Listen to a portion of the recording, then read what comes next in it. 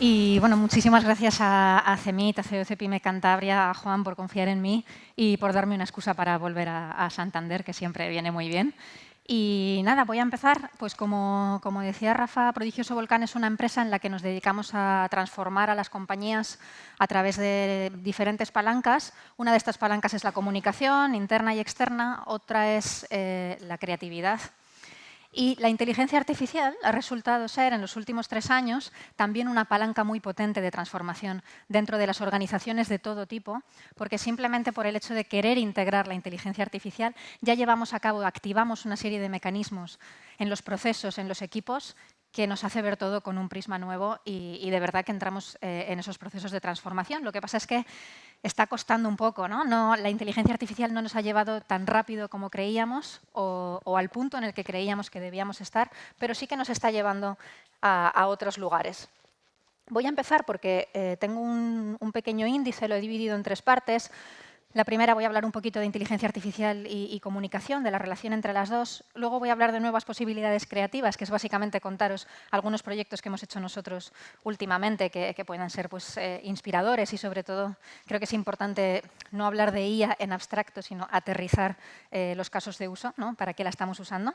Y por último voy a hablar un poco también de cómo es ese proceso nuestro cuando llegamos a una compañía y la transformamos para que integre la inteligencia artificial y un poco cómo es nuestra metodología de trabajo.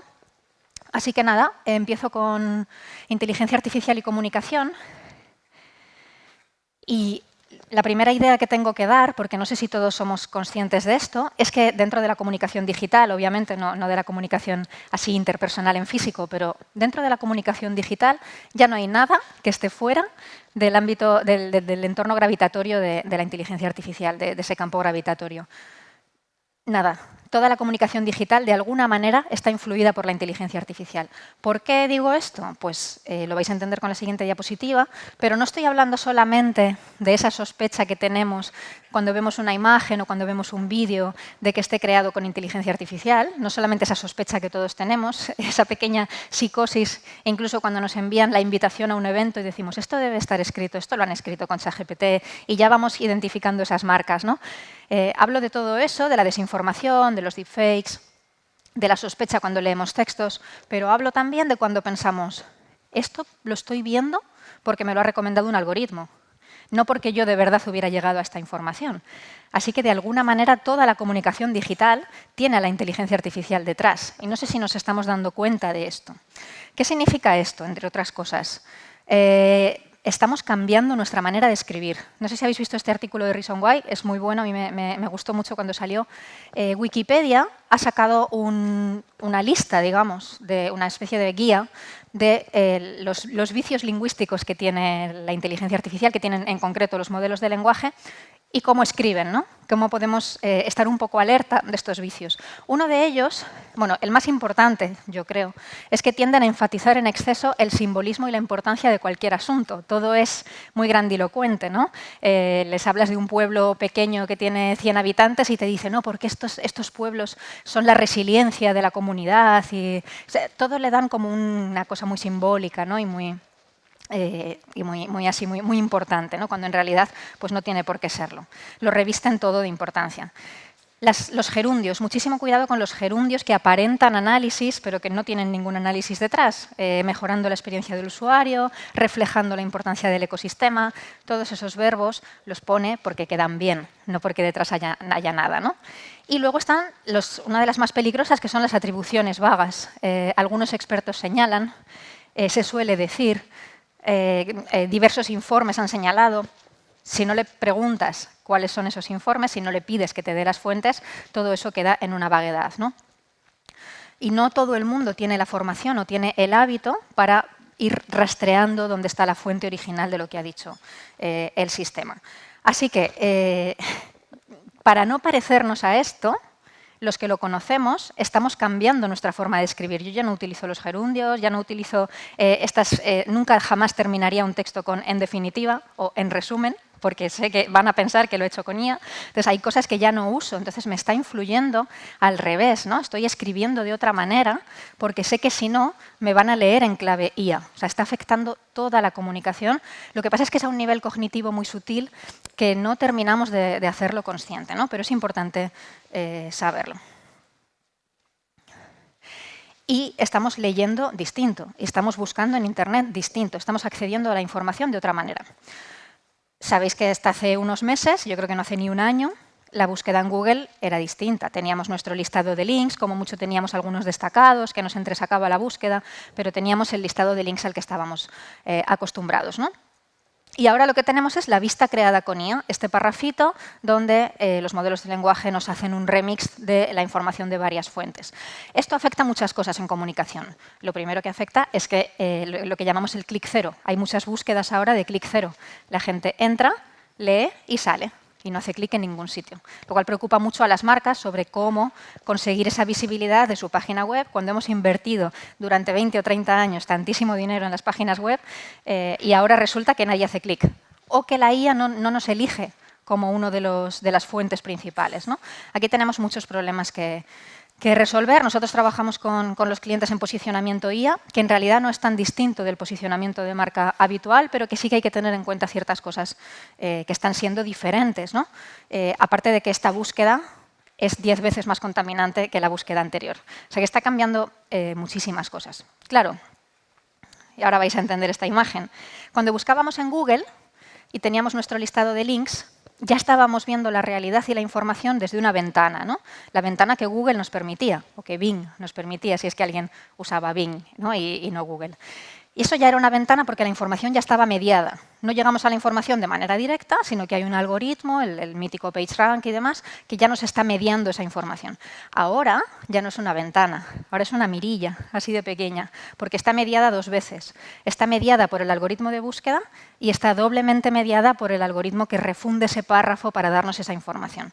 Así que tenemos más información que nunca y, sin embargo, la estamos viendo a través de una mira cada vez más estrecha. Y luego, con el tema de la imagen, también, antes de pasar un poco a las soluciones que yo creo que hay que tomar para esto, con el tema de la imagen estamos dando por hecho que todo lo que se crea con IA es falso, que una imagen generada con inteligencia artificial es falsa. Y eso de falso no es tan sencillo, porque puede haber imágenes que no son reales, porque es una escena, que una escena como tal no ha existido nunca, pero que explica perfectamente el presente y, sin embargo, está creada con inteligencia artificial. ¿Esta imagen es mentira? No es una foto, pero mentira, mentira tampoco es. Refleja de alguna manera el mundo, ¿no? Así que es todo como un poco un doble rasero un poco complicado. Yo creo que ante esto tenemos que hacer tres cosas ante la información y ante la comunicación. La primera es cuestionar, esto no es nuevo, ¿no? Pero entender cómo se genera la información procedente de los sistemas de IA. Yo este verano he visto a mucha gente ganar una discusión poniendo así la vista creada con IA de Google, ¿no? Buscas algo, te sale la vista creada con Google y dices, mira, ya. Pero un modelo de lenguaje no es una fuente de información. No es por sí mismo nunca una fuente de información. Las fuentes son las que han sido siempre. El modelo te las trae, te las remezcla, te las refunde. Pero el modelo no es una fuente. O sea, la vista de Google no es una fuente, ¿no? Aquí, por ejemplo, tenemos todavía muchísimo como sociedad que interiorizar, que yo creo que no se está interiorizando bien. La segunda sería contextualizar, que esto es súper importante, poner en contexto, conectar esa información con otros datos relevantes. Y ahora vamos a ver un caso. Ser conscientes del trasfondo, ¿no? Conectar la información nueva que nos llega de la inteligencia artificial con las cosas que ya sabíamos de antes, para ver si encuadran en nuestro sistema, en nuestra visión lógica de las cosas. Yo creo que ahora con un ejemplo se va a entender mejor. Y tres, ser sujetos activos de la tecnología. Dejar de pensar en la tecnología, y esto sobre todo desde las empresas, que esto ha pasado durante muchos años, como algo que yo encargo. Yo encargo un sistema de IA que me lo preparen y ya vuelvo el último día a ver qué tal funciona, ¿no? No. Yo me tengo que implicar, o sea, los proyectos de inteligencia artificial yo me tengo que implicar en ellos. Soy parte de ese proceso. Yo lo digo mucho con los traductores, ¿no? Hablando con los traductores de la Comisión Europea, me decían que es que, claro, fallaba mucho el sistema que les estaban haciendo. como ese encargo, ¿no? La ingeniería por un lado y la traducción por otro. Yo les decía, no, no, no. Tenéis que dedicar horas de vuestro tiempo a sentaros con la gente de ingeniería que está haciendo el sistema y hablar con ellos de cómo funciona, de cómo se valida, interiorizar todo eso, ¿no? Cuando hay sistemas de IA para medicina, tiene que haber médicos. Cuando hay sistemas de IA para procesar lenguaje, tiene que haber lingüistas. Tenemos que hacer esos equipos multidisciplinares, pero creérnoslo de verdad, ¿no? Y implicarnos mucho más en la tecnología y además aprender a utilizarla a nuestro favor. No sé si vivisteis esto hace unos meses. Esto es de marzo, abril o así. Veo algunas caras que sí. La gente se volvió loca porque subías a ChatGPT una imagen tuya, una foto, y te la devolvía en el estilo de animación japonés, en el estilo Ghibli, pues del viaje de Chihiro y estas películas pues, que a todo el mundo le encantan, es un estilo muy amable, ¿no? Claro, fue una locura máxima, porque todo el mundo, incluso gente que no había usado ChatGPT nunca en 2 años, se hizo la cuenta solamente para conseguir esta imagen. Esto lo recordamos. Vale, pues hay que ver un poco el trasfondo, que por eso se hablaba del contexto y del contextualizar. Esto fue un plan sin fisuras, esto fue un plan perfecto. Cuando Sam Altman lanza en Twitter el nuevo modelo de imagen de ChatGPT, fijaos en la imagen de perfil que tiene, ya es su propia foto creada en estilo Ghibli. Él ya estaba, de una manera así muy sencillita, ¿no?, provocando un poco lo que iba a ocurrir. Fijaos que eligen un estilo de animación japonés, no eligen Pixar, no eligen Disney, eligen un estilo de animación japonés porque en Japón las leyes del copyright son mucho más laxas para los sistemas algorítmicos. Se sabían muy bien lo que estaban haciendo. Vale, lo lanza, se vuelve viral, es increíble. ChatGPT era famoso ya porque consiguió 1 millón de usuarios en 5 días, que eso no lo había conseguido ni Netflix, ni YouTube, ni Spotify, ni nadie. ¿Vale? Ya era famoso por eso. Con esta historia de Ghibli consiguieron 1 millón de usuarios en 1 hora. En 1 hora. Esto no había ocurrido nunca en la historia de Internet, ni en la historia de la tecnología, ni de nada prácticamente. Este contexto hay que conocerlo, porque ellos hicieron el plan perfecto, se hicieron virales, ganaron muchísimos usuarios y además se quedaron muchísimas imágenes nuestras, naturales, imágenes, fotos reales, que es lo que necesitan para seguir entrenando IAs. Esto lo cuento porque cuando buscamos un curso de IA, que todo el mundo está ahora haciendo cursos de IA, que está genial, a veces los buscamos demasiado funcionales, de aprender a usar herramientas. No, yo quiero aprender a hacer vídeo, yo quiero aprender a hacer audio, quiero aprender a hacer imagen, tal. Busquemos cursos que nos den un panorama un poco más completo, con un contexto que nos cuente el contexto económico, social, que nosotros y nuestros equipos estemos más formados, digamos, en toda la nube de lo que está pasando, que tiene muchas dimensiones, ¿vale?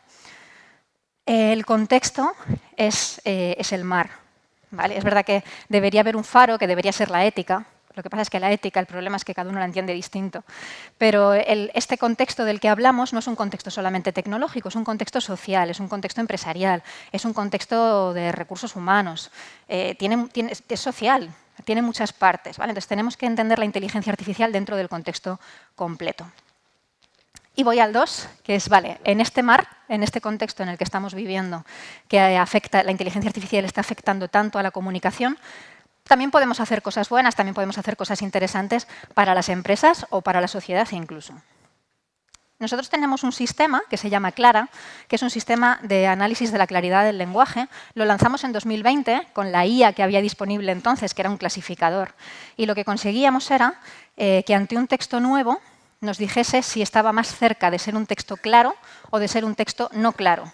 Si metíamos un texto de la agencia tributaria, nos salía un 13% con un rojito ahí, porque no medía la claridad y decía, esto no lo entiende nadie, ¿no?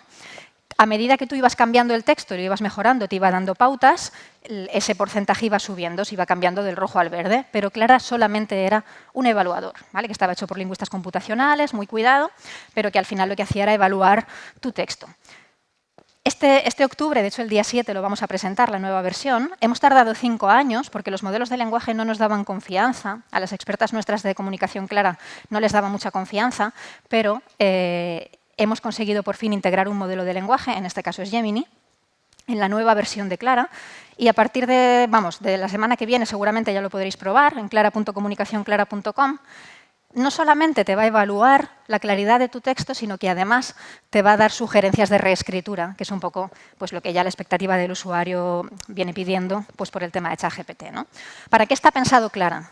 Pues para la administración pública, para empresas que tienen contenido complejo que comunicar, pensemos en banca, pensemos en aseguradoras, pensemos en toda esa comunicación que el ciudadano no entiende y que tiene que entender para poder consumir, para procesos de contratación, para pólizas de seguros, 1000 cosas, ¿no?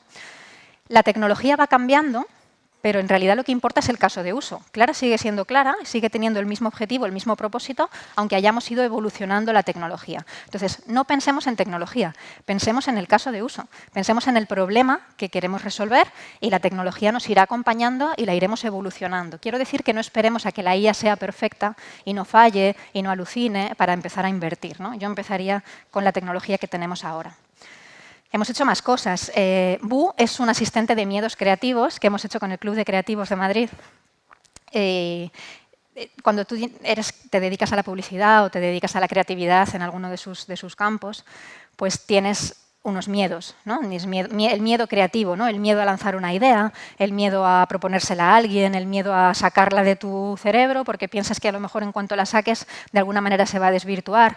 Bu es un asistente con el que puedes hablar y que haciéndote preguntas, te va desbloqueando esos miedos creativos. Nos hemos obsesionado con las respuestas de los modelos de lenguaje. Las respuestas de los modelos de lenguaje no son tan buenas y, sin embargo, las preguntas que nos pueden hacer para que nosotros llevemos a cabo procesos cerebrales o procesos conversacionales, pues son mucho más importantes.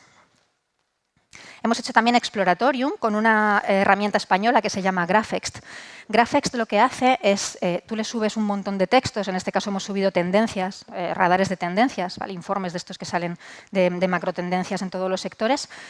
Tú le subes un montón de textos y te hace estos mapas de colores en los que te va marcando qué conversaciones diferentes, qué temas diferentes se están tratando dentro de esos textos sin que tú tengas que leerlos, ¿vale? Te da como un panorama de un vistazo de qué se está hablando dentro de esos textos. ¿Qué conseguimos nosotros con estos? Hacer como un macro radar de tendencias. De todos los informes de tendencias que salen para 2025, para 2026, lo que cogemos es las macro tendencias. Y esto, hacerlo a mano sería, no sé, 10 personas durante 8 meses y, sin embargo, con Graphext pues lo hacemos muchísimo más rápido, ¿no? Esto lo podéis buscar también y lo encontraréis, la metodología.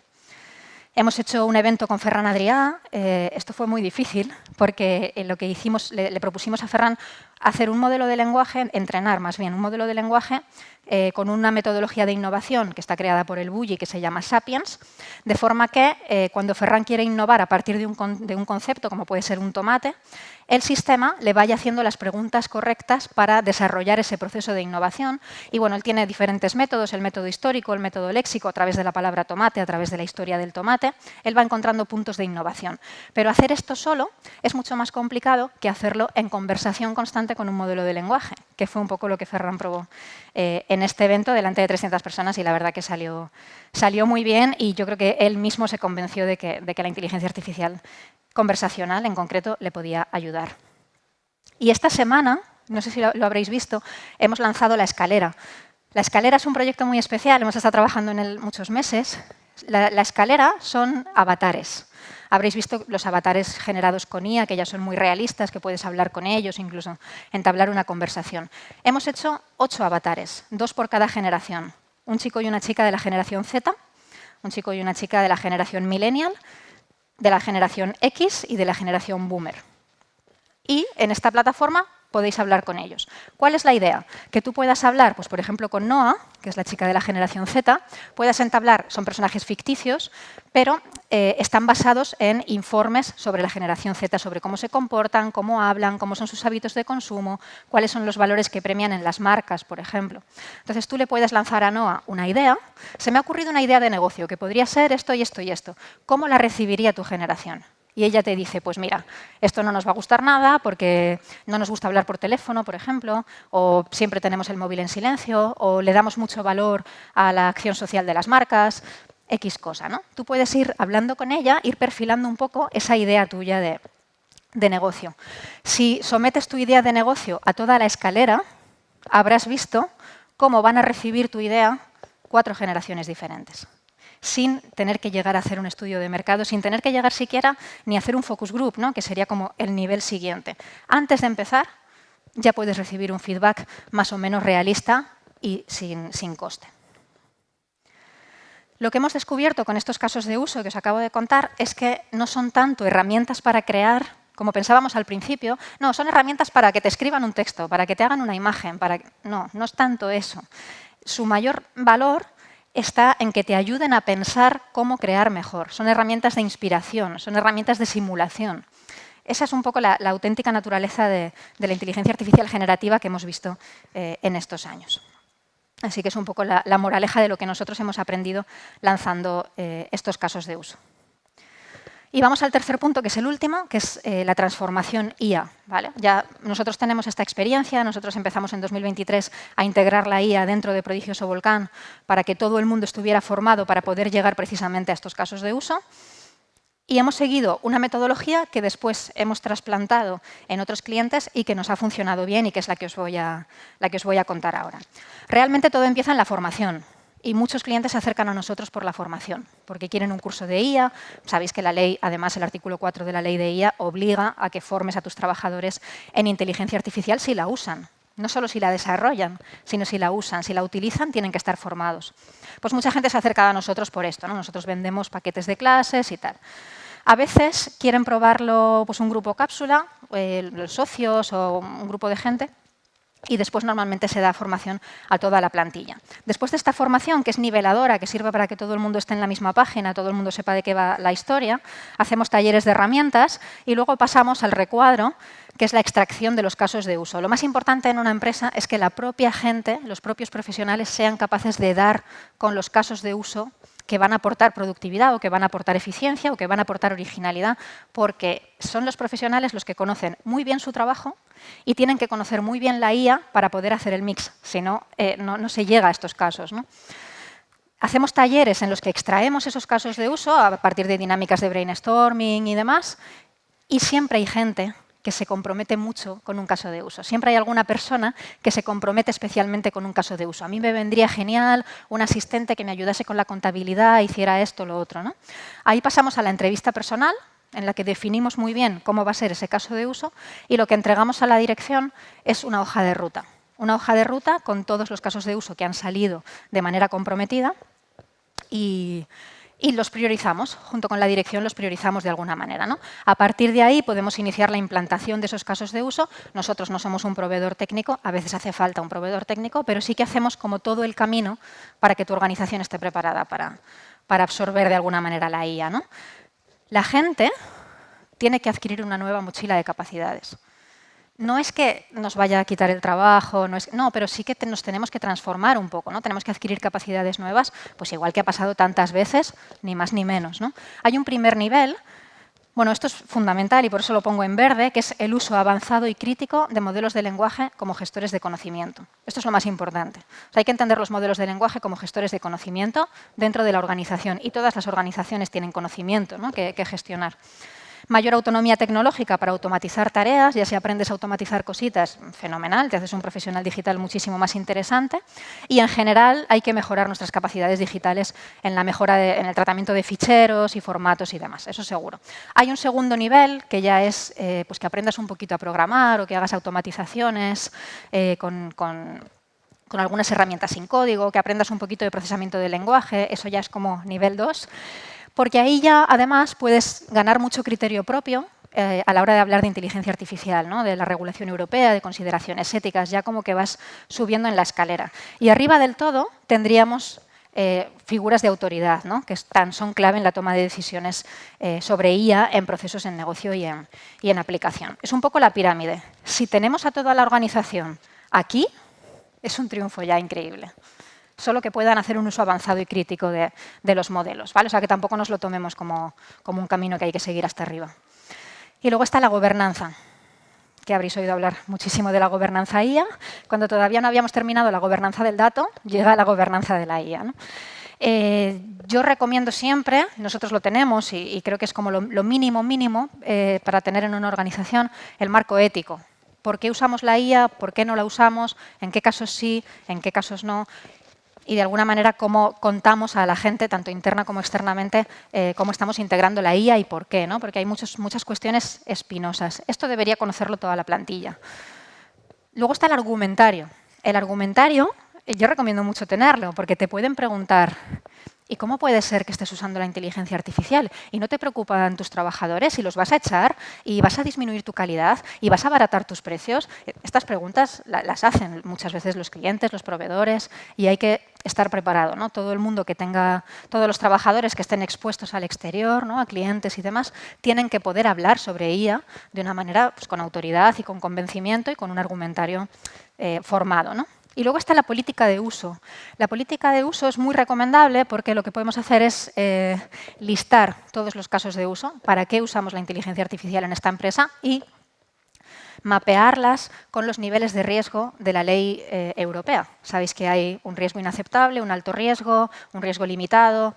Lo normal es que la mayoría nos salgan de riesgo limitado, pero si tenemos un caso de uso de alto riesgo, tendríamos que dar parte incluso a la Agencia Española de Supervisión de la IA. Es simplemente como cubrirnos un poco y ver qué tenemos, ¿no? qué estamos haciendo. Y eso lo tendría que conocer pues, toda la plantilla, los clientes, los proveedores y, por supuesto, los auditores.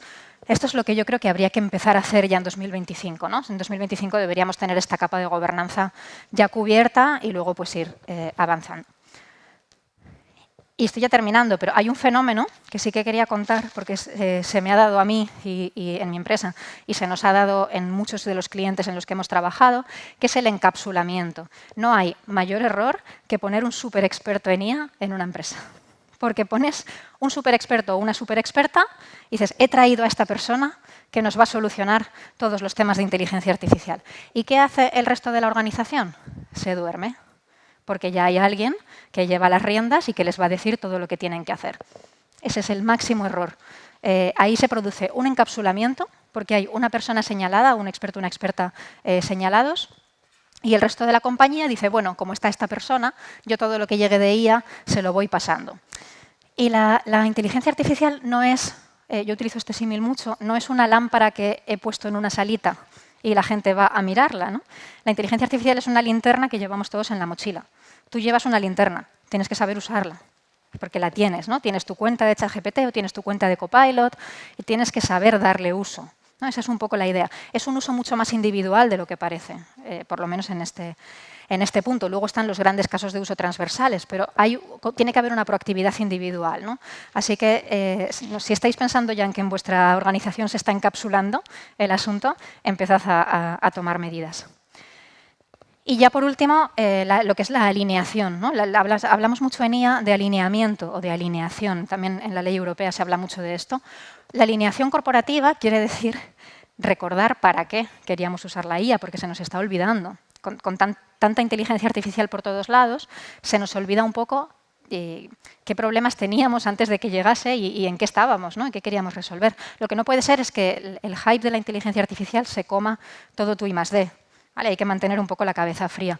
Lo primero es trabajar con la inteligencia artificial que tenemos disponible, la real, la que tenemos ahora. No la que querríamos tener, no la que podríamos llegar a tener, sino la que de verdad tenemos, la que podemos comprar, la que tenemos instalada, la que funciona hasta cierto punto. Con eso, ¿qué podemos hacer? ¿No? Sin dejarnos llevar por la burbuja o por la promesa. Luego, yo hablo mucho del cambio práctico a pequeña escala. Los casos de uso que os he contado son muy pequeños. Clara es un caso muy pequeño, de claridad del lenguaje, de temas de comunicación. Son muy pequeñitos, pero a un equipo de comunicación o de marketing le cambia la película, ¿vale? Le cambia el día a día. Entonces, si logramos el cambio práctico a pequeña escala, ya escalaremos, ya seguiremos luego escalando, ¿no? Pero lo primero es encontrar esos casos de uso pequeños que nos mejoran la vida. El foco en los problemas, que es lo que os decía, no pensar tanto en la solución, sino pensar en el problema que queremos resolver. Es que a lo mejor no se resuelve con IA, es que igual se resuelve con informática básica de la de hace 10 años y nos estamos obsesionando con integrar un modelo de lenguaje, ¿vale? Intentar mantener también ahí un poco el sentido común y, por último, manejar el contexto y tener en cuenta la ética, que al final no es tan difícil, ¿no? Empezar por lo que tenemos, hacer pequeños cambios que de verdad nos aporten y nos influyan, poner el foco en los problemas que queríamos resolver y tener en cuenta el contexto. Y yo creo que con esto me ha sobrado un minuto. Así que muchas gracias.